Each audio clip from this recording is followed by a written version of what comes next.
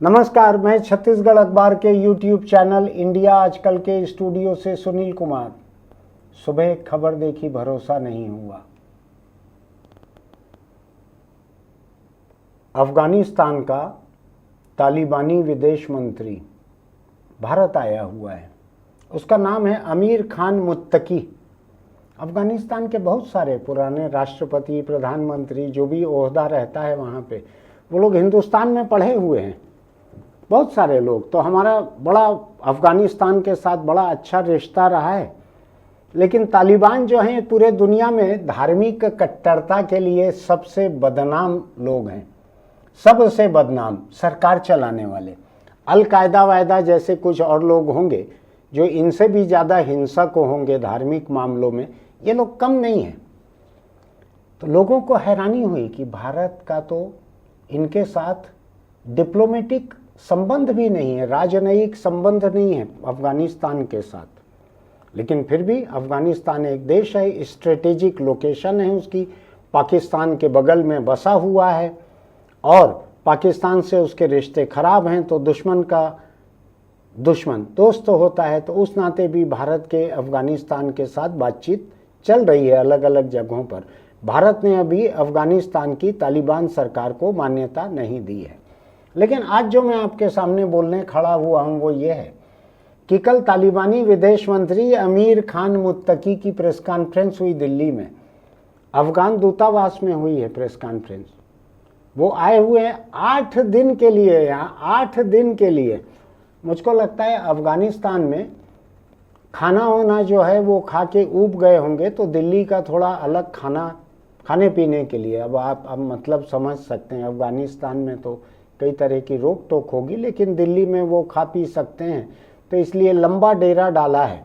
आपको अगर याद पड़े कि इसके पहले कौन सा विदेश मंत्री हिंदुस्तान में 8 दिन रहा हो तो बताइएगा। और ये तब जब तालिबान सरकार के लोगों के दुनिया में विदेश प्रवास पर रोक लगी हुई है पूरी दुनिया में।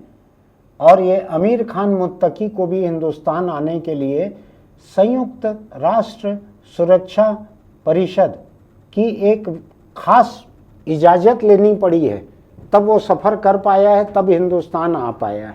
8 दिन के लिए आया है, 8 दिन के लिए।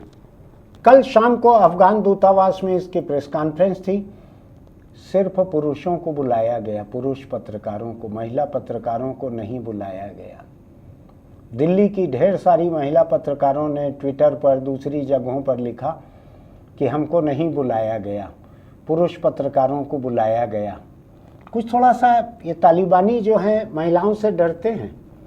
असल में धर्म की बहुत सारी जगह हैं जहाँ लोग महिलाओं से डरते हैं। हिंदुस्तान में भी कई ऐसी जगह हैं अलग अलग धर्मों की जहाँ कहीं महिलाओं का दाखिला नहीं है, तो कहीं उन पे फलानी रोक है, तो कहीं एक तो दक्षिण भारत में कोई ऐसी जगह है कि 12-13 साल से लेके 50 साल तक की लड़की या महिला, यानी जिसकी माहवारी हो सकती है, उसको कोई भी दिन, बिना माहवारी के दिन भी उसका घुसना मना है। ऐसा कई जगह महिलाओं पर। एक कोई बहुत बड़ा, इधर हिंदुस्तान का बहुत बड़ा एक संप्रदाय है जहाँ देश और दुनिया के बड़े बड़े नेता जाते हैं, इस देश में भी और दूसरे देश में भी उनके धर्म स्थान पे। वहाँ तो कहते हैं कि गुरु जो है वो अपने सामने महिलाओं को आने ही नहीं देते। जिस जगह गुरु बैठे हैं वहाँ बहुत बड़ा हॉल हो तो भी उसके सिरे पे जो दरवाज़ा है वहाँ भी महिला सामने नहीं जा सकती। डरते हैं महिला से, पता नहीं क्यों। पैदा शायद महिला ही से हुए होंगे ये सारे लोग। ये जो अमीर खान मुत्तकी है, दूसरे जो तालिबानी हैं, ये पैदा महिला से हुए हैं सब। और इतने नाशुक्रे लोग हैं ये कि जिस महिला से पैदा हुए हैं उसी महिला तबके के खिलाफ उसको नफरत से देखते हैं, हिकारत से देखते हैं, आड़ इस्लाम की लेते हैं कि इस्लाम कहता है कि महिला बुर्के में रहे, महिला न पढ़े, महिला घर से न निकले, महिला बाजार न जाए अकेले, महिला नमाज न पढ़ सके घर में कि उसकी आवाज़ बाहर नहीं जानी चाहिए घर के। ऐसी 100 बंदिशें इन्होंने लगा दी। महिलाओं की पढ़ाई छुड़वा दी, स्कूल कॉलेज यूनिवर्सिटी बंद करवा दिया। इन्होंने क्या नहीं किया है तालिबान ने उत्पात वहाँ पे महिलाओं के खिलाफ। पूरी दुनिया से मांग उठ रही है कि अफगानिस्तान की इस सरकार को कोई भी मदद करने के पहले ये देखा जाए कि महिलाओं के बारे में तुम्हारा रुख बदल रहा है कि नहीं बदल रहा है, कि तुम उतने ही कट्टर हो। हजारों साल पहले का एक धार्मिक दस्तावेज, उसका हवाला देते हुए उसी दस्तावेज को दुनिया के 50 और देशों में इस्तेमाल किया जाता है। वहाँ भी धर्म का काम उसी दस्तावेज के आधार पे चलता है। उनमें से कहीं भी महिलाओं पे ऐसी रोक नहीं लगी है कि वो पढ़ नहीं सकती, काम नहीं कर सकती, घर से नहीं निकल सकती। आज हालत ये हो गई है कि इनके यहाँ अगर कोई हादसा हो जाता है, मैं बतलाता हूँ आपको, अभी एक हादसा हुआ, भूकंप आया, इमारतें गिर गई, मकान गिर गए, जो मलबे में दब गई महिलाएं और लड़कियां। तो जब लोग, तालिबानी सरकार के लोग जब बचाने के लिए पहुंचे तो उन्होंने मर्द और लड़कों को तो बाहर निकाल लिया, लड़कियों को और महिलाओं को मरने के लिए छोड़ दिया कि इनको छूना जो है इस्लाम में हराम है। और बाकी 50 देशों में जो इस्लाम माना जा रहा है उसमें कहीं ये हराम नहीं है। मैं आपको मेरी बात बताता हूं, मैं ईरान गया। ईरान में हम एक जगह से दूसरी जगह फ्लाइट से भी जा रहे थे। जब एयरपोर्ट पे पहुंचे तो जो महिला सुरक्षा कर्मचारी वहां पर बुर्के में या अबाया जो भी कहते हैं, पूरा हिजाब में, उसका चेहरा, बाल ढके हुए थे, चेहरा खुला हुआ था, मेटल डिटेक्टर लेकर जो पूरे बदन को ऐसा देखते हैं आगे पीछे करके, पैरों के बीच में ऐसा डाल के कि कोई मेटल का सामान तो मैं लेकर नहीं जा रहा हूं, हथियार वगैरह। वो जांच करने वाली तेहरान के एयरपोर्ट पर एक महिला सुरक्षा अधिकारी थी, महिला सुरक्षा अधिकारी थी जिसने हमारी जांच की। मैंने हिंदुस्तान, अमेरिका, यूरोप के 1 दर्जन देश और कई जगहों पर कहीं नहीं देखा कि कोई महिला मेरी जांच करे। तेहरान में था। इस्लामिक देश है, ईरान बड़ा कट्टर भी है, लेकिन मैं अपना देखा हुआ बता रहा हूं। एयरपोर्ट पे महिला सुरक्षा अधिकारी ने मेटल डिटेक्टर से मेरी पूरी जांच की। और ये जिस माँ से पैदा हुए हैं उस माँ के बराबरी की जो दूसरी महिलाएं हैं, बच्चियां हैं महिला वर्ग की, उनको पढ़ने नहीं दे रहे, इलाज नहीं दे रहे, मलबे में दब गए, निकलने नहीं दिया इन तालिबानों ने। ऐसा तालिबान विदेश मंत्री हिंदुस्तान आया हुआ है, इसने प्रेस कॉन्फ्रेंस की, उसमें महिलाओं को नहीं आने दिया, नहीं बुलाया, नहीं आने दिया। मैं भी यहाँ कई चीज़ों को लेकर हैरान हूँ। भारत सरकार ने हाथ झाड़ लिए हैं, ऐसा हाथ झाड़ लिए हैं भारत सरकार ने कि ये तालिबान की अपनी प्रेस कॉन्फ्रेंस थी, इससे सरकार का कुछ लेना देना नहीं था। ऐसा जो तुम्हारी मेहरबानी से इस देश में आया है, जो तुम्हारी मेहरबानियों के लिए आया है, वो प्रेस कॉन्फ्रेंस कर रहा है, उसमें महिलाओं को नहीं बुलाया जा रहा और तुम्हारा लेना देना नहीं है, तो ऐसी कैसी सरकार हो तुम भाई। चलिए, पूरे दुनिया की सरकारें इस बात को मुद्दा बना रही हैं कि तालिबान अफगान महिलाओं को, लड़कियों को उनके हक दे रहा है कि नहीं दे रहा है। ये भारत में आके, भारत के कानून में औरत मर्द से भेदभाव के खिलाफ है कानून यहाँ का। चलिए, ये दूतावास के भीतर है, उनका देश मान लिया जाता है जहाँ भारत के आम कानून लागू नहीं होते। लेकिन तुम्हारी खुफिया एजेंसियां हैं, इस तालिबानी विदेश मंत्री के साथ तुम्हारी बातचीत चल रही है, तुमको मालूम है कि वो प्रेस कॉन्फ्रेंस कर रहा है। सरकार ने अपने 5 रिपोर्टर्स को कहा भी होगा क्या पूछना है, और तुमको ये नहीं मालूम है कि महिलाओं को नहीं बुलाया जा रहा है। ये मौका था कि भारत सरकार को जेंडर मुद्दे को उठाना था, औरत मर्द की बराबरी के, महिलाओं के हक के मुद्दे को उठाना था।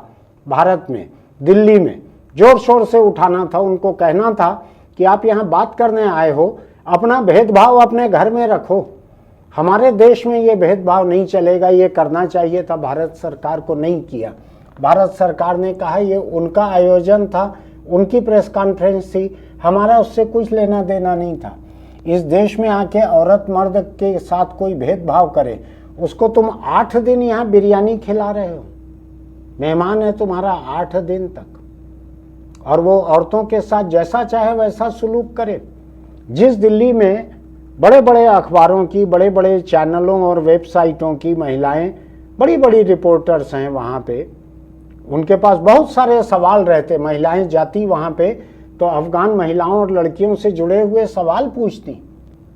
मुझको पहली हैरानी भारत सरकार के रुख को लेकर है, जिसने हाथ झाड़ लिए, हाथ धो लिए अपना, हमारा इससे लेना देना नहीं है, ये अफगानिस्तान जाने, वहाँ का विदेश मंत्री जाने। अरे तुम्हारी छाती पे बैठ के दिल्ली में प्रेस कॉन्फ्रेंस ले रहा है, तुम्हारा मेहमान है यहाँ पे, तुम्हारे रहमो करम के लिए आया है, तुम उससे जेंडर इशू नहीं उठा सकते? तुमको तो अफगानिस्तान के भीतर की महिलाओं और लड़कियों का मुद्दा उठाना चाहिए था। मुझको थोड़ा हैरानी इसलिए हो रही है कि भारत के विदेश मंत्री जयशंकर का परिचय मैं पढ़ के बतला रहा हूं, अभी मुझको रिकॉर्डिंग रोक के देखना पड़ा है इसको जरा। इनकी शिक्षा हुई एयरफोर्स स्कूल दिल्ली में, उसके बाद बेंगलोर के मिलिट्री स्कूल में, उसके बाद दिल्ली के सेंट स्टीफेंस कॉलेज में, उसके बाद एमफिल और पीएचडी इन्होंने किया है जवाहरलाल नेहरू यूनिवर्सिटी जेएनयू, जो कि हिकारत का सामान है आज। आपको एक बात बतला दूं, जो वित्त मंत्री है निर्मला सीतारमन, वो भी जेएनयू की पढ़ी हुई हैं। ये लोग बतलाते नहीं हैं आजकल, अपना यूनिवर्सिटी का नाम नहीं बताते हैं, वो भी वहीं की पढ़ी हुई है, जेएनयू की। जयशंकर भी जेएनयू के पढ़े हुए हैं। एमए इन पॉलिटिकल साइंस, एमफिल, पीएचडी, ये सब इन्होंने जेएनयू से किया। अब आप बतलाइए मुझको, जेएनयू से पढ़ा हुआ कोई व्यक्ति अगर जेंडर इक्वलिटी के बारे में पूछना नहीं चाहता है तो जेएनयू को शर्मिंदगी हो रही होगी। मुझको लगता है कि उधर जो लॉन वगैरह है, घास वगैरह जो है जेएनयू की, वो आंसुओं से भीग गई होगी जयशंकर के इस जवाब को सुनकर, भारत के विदेश मंत्रालय के इस जवाब को सुनकर कि हमारा आयोजन था, नहीं था, ये तालिबानी विदेश मंत्री का आयोजन था। चलिए, अकेले सरकार को क्यों कोसना, क्योंकि तालिबानी विदेश मंत्री की इस प्रेस कॉन्फ्रेंस में भारतीय पुरुष पत्रकार तो गए थे जिनको बुलाया गया था। मैं कहता हूं, क्या केवल सरकार का जिम्मा है जेंडर इक्वलिटी का? क्या दिल्ली के पत्रकारों को वहां जाके समझ नहीं आया होगा कि महिला पत्रकारों को नहीं बुलाया गया है, एक भी महिला पत्रकार नहीं दिख रही है? समझ नहीं आया होगा? क्या उन्होंने इससे जुड़े हुए सवाल नहीं पूछे? क्या इसका बहिष्कार नहीं किया? ये तुम्हारा अफगानिस्तान नहीं है, उधर अपने देश में रखो ये भेदभाव। ये हिंदुस्तान है, इधर बहुत सारा प्रधानमंत्री महिला रह चुकी है, ढेरों मुख्यमंत्री महिला रह चुकी हैं, केंद्रीय मंत्री महिला रह चुकी हैं, राष्ट्रपति आज महिला हैं। मैं सोचता हूं, देश की मुखिया आज द्रौपदी मुर्मू राष्ट्रपति हैं, उस देश का विदेश मंत्रालय ये कहता है कि ये प्रेस कॉन्फ्रेंस से हमारा लेना देना नहीं है, तालिबान जाने। ये जवाब हो सकता है क्या? इस देश की राजधानी दिल्ली के दिल में बैठकर अगर कोई तालिबान महिलाओं से अपनी नफरत और हिकारत को उजागर कर रहा है इस तरह से, तो क्या द्रौपदी मुर्मू को ये बर्दाश्त होना चाहिए? क्या उनको ये सवाल बंद कमरे में, चाहे जयशंकर को बुलाकर बंद कमरे में ये सवाल नहीं उठाना चाहिए? इतना डरता क्यों है मर्द, तालिबानी मर्द जो है इतना डरता क्यों है? और दूसरे कई धर्मों के लोग हैं, मुझको मालूम है, लेकिन आज मैं प्रसंग से हटना नहीं चाहता हूं, नहीं तो लोग कहेंगे मैं दूसरे धर्म के बारे में बोल रहा हूं। कई धर्मों के गुरु हैं, डरते हैं महिलाओं से। अरे तुम क्यों डरते हो? महिला को पर्दा करने मत बोलो। अपनी आंखों पे तुम एयरलाइंस वगैरह में एक चश्मा देते हैं, ऐसा सिल्क के कपड़े का बने रहता है, उसको लगा लो तो बाहर का कुछ नहीं दिखता। वो लगाते हैं कि रोशनी वोशनी में सोना है आपको, फ्लाइट में तो देते हैं फ्री में, तो ऐसा चश्मा क्यों नहीं लगा लेते तुम? अपनी आंख फोड़ लो। हमारे इधर भागलपुर वगैरह में विशेषज्ञ हैं पुलिस और जेल वाले, आंख फोड़ने में तेजाब डाल के, आप उनसे सलाह ले लो। मुझको लगता है कि सारे तालिबानी मर्दों को आंख फोड़ लेनी चाहिए अपनी। औरत को देखने का टंटा ही खत्म हो जाएगा। तुम ही लोग हो ना जिसको दिक्कत है। इस अफगानिस्तान में पहले महिलाएं जिस तरह से जीती थी, तुम लोगों का ये धर्मांधता का, कट्टरता का राज आने के पहले महिलाएं जिस तरह से जीती थी, तो वो तो स्कर्ट पहन के भी चल सकती थी और आगे भी चलेंगी। तुम ही लोग अपनी आंखें क्यों नहीं फोड़ लेते अपने धर्म को बचाने के लिए? वो ज़्यादा आसान रहेगा तुम्हारे लिए। तो ये आदमी जो आया हुआ है दिल्ली, तालिबानी अफगानी विदेश मंत्री, जिसने अपनी पत्रकार वार्ता में भारतीय महिला पत्रकारों को नहीं बुलाया, यानी आने नहीं दिया, ये जवाबदेह तो बनता है हिंदुस्तान का कि तुम अपनी औरतों का, लड़कियों का वहां पे इतना बुरा हाल क्यों करके रखे हो। पूछा जाना चाहिए इससे। आप, ऐसा नहीं हो सकता कि आप उससे 8 दिन बात करो और इन मुद्दों को ना उठाओ। अमेरिका आपसे बात करता है हिंदुस्तान से तो पूछता है कि धार्मिक स्वतंत्रता आयोग हमारा कह रहा है कि आपके यहाँ फलाने अल्पसंख्यक समुदाय से ज्यादती हो रही है, उनको हक नहीं दिए जा रहे हैं। ब्रिटिश पार्लियामेंट में हिंदुस्तान के मामले डिस्कस होते हैं। तुम यहाँ पे तालिबान को 8 दिन बिरयानी खिला रहे हो, तुम यहाँ उससे पूछ नहीं रहे कि औरत लड़कियों के साथ इतने जुल्म क्यों कर रहे हो? अगर नहीं पूछते तो फिर तुम किस मुंह से भारत माता बात करते हो? भारत माता क्या केवल हिंदुस्तान के लिए है? भारत माता क्या बाकी दुनिया की महिलाएं जो हैं वो भारत माता नहीं है? आप विश्व गुरु बनते हो, आप कहते हो कि अखंड भारत बनेगा। अभी अभी मोहन भागवत जी ने फिर कहा है 2-3 दिन पहले, अखंड भारत, अखंड भारत वो अफगानिस्तान तक बनेगा। तो वहाँ की जो महिला है वो भारत माता बनेगी कि नहीं बनेगी, उसकी रक्षा करना तुम्हारी जिम्मेदारी है कि नहीं है?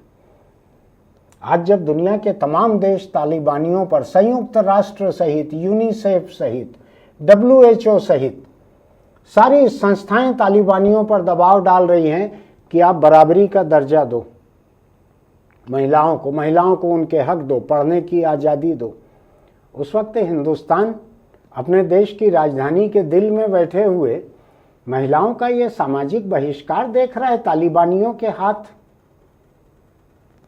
क्या कहना है आपका?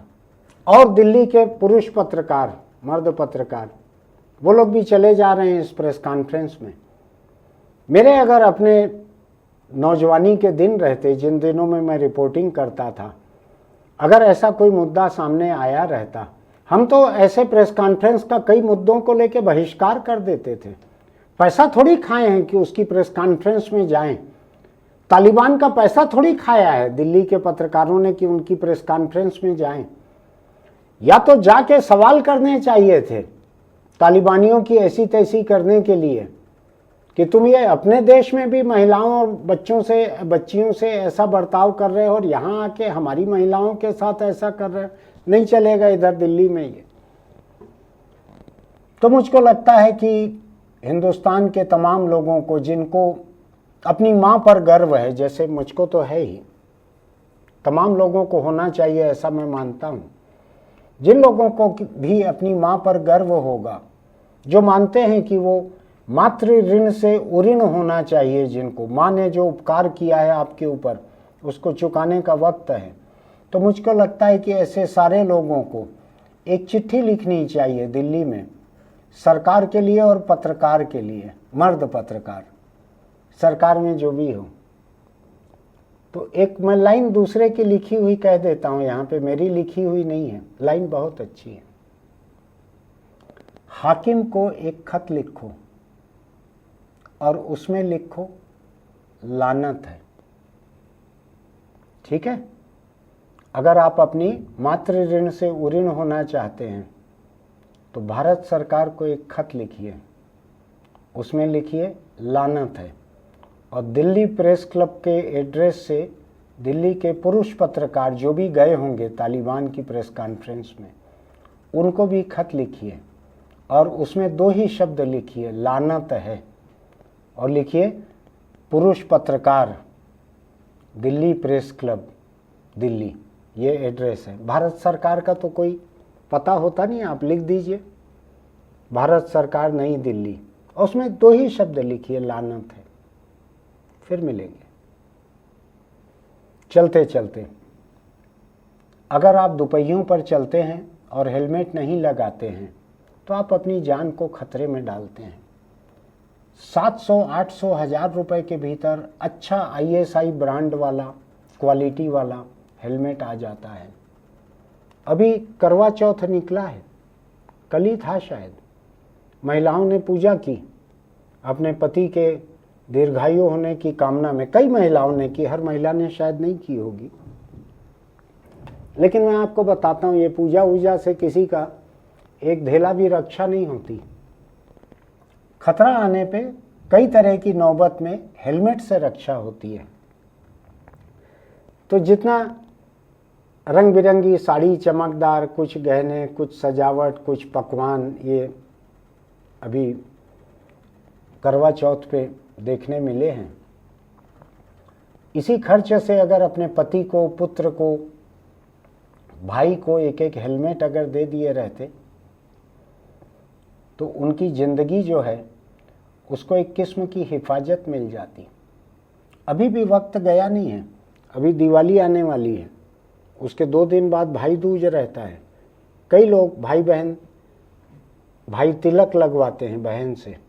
दिवाली पे भी लोग एक दूसरे को कुछ लेके देते हैं। मत लेके दीजिए, कपड़े लेके मत दीजिए, जूते लेके मत दीजिए, घड़ी मत ले दीजिए, मोबाइल फ़ोन मत ले दीजिए। अगर आपके परिवार के कोई भी लोग 2 व्हीलर पर चलते हैं, दुपहियों पर चलते हैं, उनको हेलमेट ज़रूर दीजिए। मैं बताता हूँ आपको, परिवार के सदस्यों के ऊपर अगर 1000, 2000, 3000 आप खर्च कर भी देंगे तो ये बाद में आगे जाके अस्पताल में 3 लाख, 4 लाख, 5 लाख, 30 लाख के खर्च से आप बचेंगे। और वहाँ से भी इतने खर्च के बाद भी ज़िंदगी बच जाए, आप पूरी तरह से सेहतमंद हो जाएं, ये ज़रूरी नहीं रहता। आपने देखा है ना, बड़े बड़े नेता किस तरह से व्हील चेयर पर आ जाते हैं एक हादसे के बाद, एक एक्सीडेंट के बाद। आप दुपहिए पर चल रहे हैं तो हेलमेट लगा कर ही चलिए। फिर मिलेंगे।